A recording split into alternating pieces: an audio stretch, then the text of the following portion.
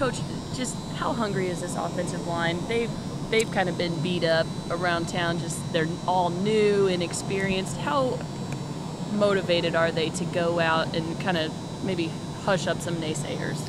You know, I think they're what they've done in practice and the way they've worked really says a lot for what they are going through with this. But you know, it isn't something that we talk about.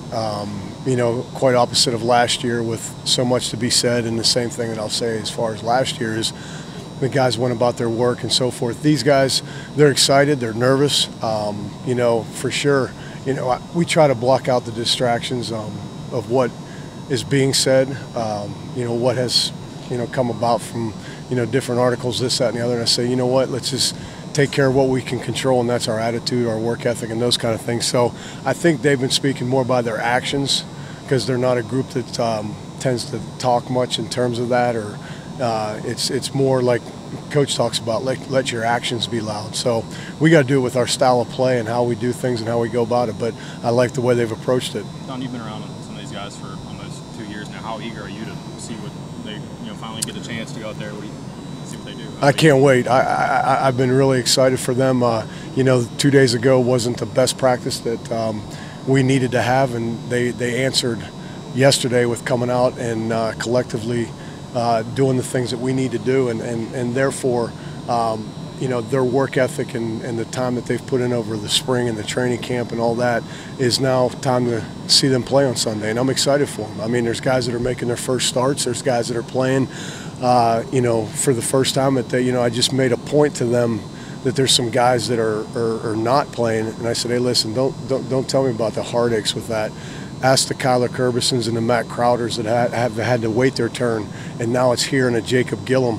Well, now it's time, and if you need somebody to talk to, see them because they've been through a lot. So I'm excited for them, and they've worked hard to prepare themselves, and it's here.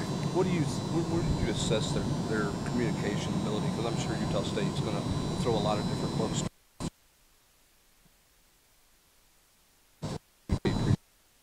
I feel really comfortable with it. Again, a guy like Matt Crowder that, he's excited, he's amped up, but he's a very sharp player that understands things. And then you have a guy like Marcus Jackson who's extremely smart, and Jay Sean Robertson, who's a freshman that is ahead of the learning curve, as most freshmen wouldn't be. So, we've done a lot to prepare them for some unknowns. And I like the way they've responded to it. Now, it's going to be a different environment, so that's something that we can't control as far as that. But as far as preparing them mentally and where they're at right now, we still have 2 more days. And, it's just a matter of continuing to keep working it over and over that it becomes second nature. How would you rate their physicality?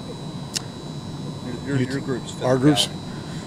Not where it needs to be. I'll answer that better next week coming off of Sunday. And I mean that sincerely because we've had our share of scrimmages. I like the physical style that we're, again, creating the identity of what we need to be as a team, and we're not anywhere near where we need to be right now in August. And I'll have a better idea coming off of this game. And, like Coach has talked about in the past, the biggest strides teams make is from week 1 to week 2, and we just keep working to build off that. But there's definitely a bite in them. So that part I like, and we'll see more on Sunday.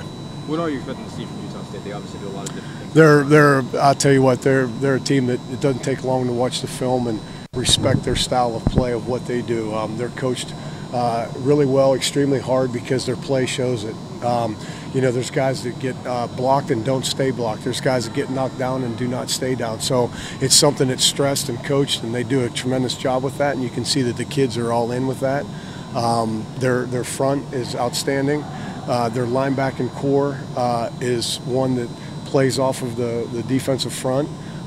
They have experience, so they're able to do quite a few things. So it's a tremendous challenge, and our players know that and understand that. But they play the game the way it's supposed to be played, and it's physical, relentless, and they tackle, and again, they feed well off each other. What makes them tough to deal with schematically? It seems like they just do it. You got to, again, the communication being important.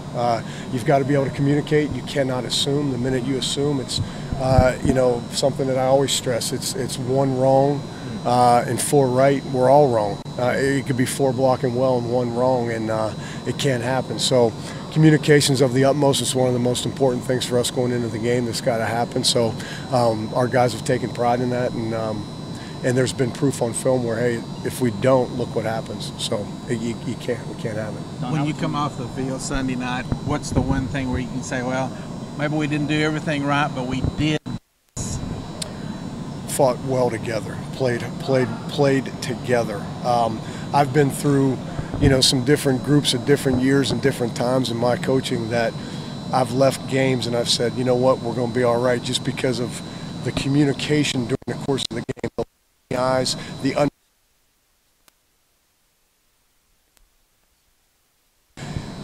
struggles that we're going to go through. There's going to be the highs in the game. There's going to be lows.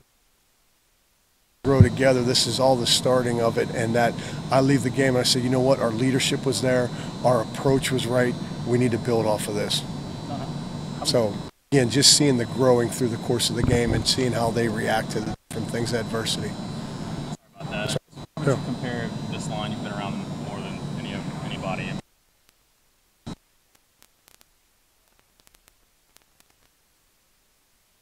I don't want to get too much into comparisons. I think it's one in which anxious and hungry. You had a lot of guys that had experience under their belt, so it wasn't that there was a lack of hunger, but they've been there. I think these guys, there's some anxiety. I think again and I told them this. I said, look, we're not going out to prove Matt Crowder that you're James Stone and that Jawan James is, you're playing Matt Crowder style of play and Tennessee style of play of what we want in our identity. That's it. No more. We want you to play at your utmost. That's what's most important. Our right tackle position, playing the best he can play. But in comparison, it's hard to compare. I'll say this. I've really, really have enjoyed their work ethic and how they've brought it throughout camp, and that there's been years where I've had some guys where maybe they're not as talented. How much do you think, they've talked about being motivated and having to wait for their turn, how much do you think some of those intangibles can maybe make up for maybe some talent deficiency that there was? It definitely can, because I think, it's just the, enough that's been said that we know, and we don't follow it, at least I don't, but I can only imagine, and I think it's definitely a pride factor. It's it's a hunger that I think will stay with. Like, we got to play with passion, okay, not emotion. Emotion runs out quick. We can be emotional for the first 4 plays because people have said we're not very good, we can't do it, this and that. We got to play with passion over the course of a 4-quarter and beyond that, if that's what the case were to be. So, and I think that's what they're geared towards. So they're excited. It can't get here soon enough because we need to see what the picture looks like. How comfortable are you with Gillum's ability to protect the quarterback's blind side? I feel very comfortable. He's proven it over spring ball. He's proven it over the summer, and fall camp has done it. And is seeing guys across the ball that we've gone against through the fall camp. And here's the thing: is once you go against your own people, you kind of get to know the weaknesses of some guys, whether it be defensively, offensively, what have you. And he's been able to be a consistent. His production's been there, and it's been consistent. It hasn't been up and down and all that. So I feel very comfortable, and I feel very comfortable because of his confidence level that he has in himself and the way he's carrying himself. So I'm really proud of his efforts and what he's shown. Thanks, Coach. You bet. One more question. Can it be rewarding to see a group of guys who, a lot of guys come in at freshmen and sophomores and they're really talented and you want to throw them out there, but to have some of these 3rd, 4th, 5th year guys, and they've put in their time, basically. They've waited, and maybe they weren't as gifted or quite as big, but to see those kind of guys develop, to get a chance, is there something as a coach that's enjoyable about that? Really, it's one of the reasons you do coach. I talk to our guys constantly about, the end of your career, whatever it may be. I want to hear about you going on and whatever it may be, married and kids and your job and so forth. And you know what? It's easy. I say it's easy, but you have the guys that maybe are 2-time all-league players, or you have a guy that's maybe an All-American or what have you. Sure, that's great. That's a blessing to have that. Guys that have been through the struggles to have some situations turn out like this, is where you really have a lot of respect for them.